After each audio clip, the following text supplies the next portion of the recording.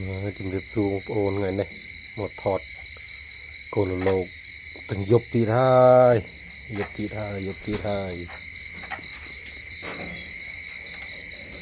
គោលលោកត្រូវចាប់បំបែកនេះពាក្យកងជើងនេះកងជើងគេលេខវានេះមកទេនេះលោកពេញមកដាយផេះនេះមីធ្លាក់ពងទៀតហើយនោះគូវាគូមួយនេះនោះមេធ្លាក់ពងទៀតដល់អញ្ចឹងយើងអត់ទុកនេះទេយើងត្រូវចាប់បំបែកវាចេញបាទចាប់បំបែកអានេះអានេះក៏ត្រូវចាប់បែកដូចគ្នាបាទអានេះបាទលោក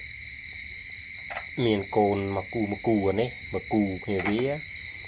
អាមួយនេះមកគូគ្នាវាជាមួយមួយនោះបាទដល់នេះអានេះមកគូគ្នាវានេះគូគ្នាវា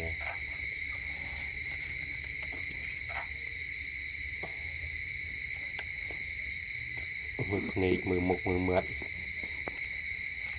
នេះក៏មានកងជើងដែរគោ550នេះនេះគោថាពងចាមអានេះកំពង់ចាមមានបាបចុកគណីផ្ទាល់អានេះបាទអានេះញើសបានមកគូទៀតអានេះមកគូទៀត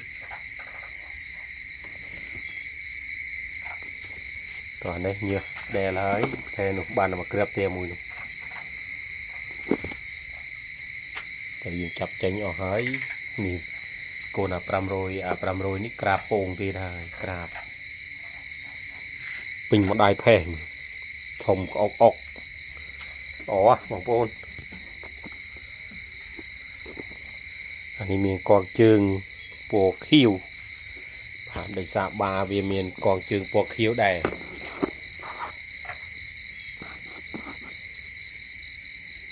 នេះ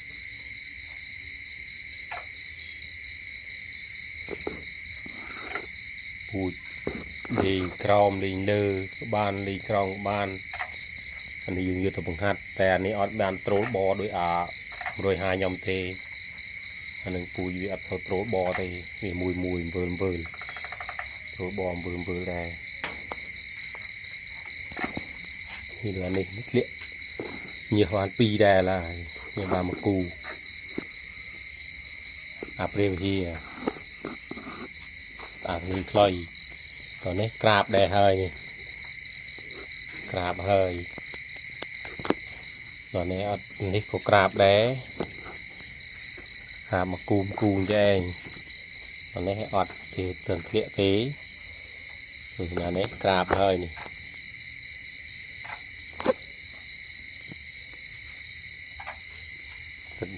មកនេះមីដោះក្រាបដែរនេះគូនមីដោះ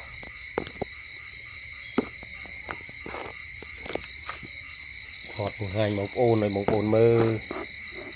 បាទអរគុណច្រើនបងប្អូនបើស្រឡាញ់យ៉ាងណាសូមជួយចុចជាវនឹងឲ្យមេដាយម្នាក់មួយផងយកវាដាក់ទ្រុង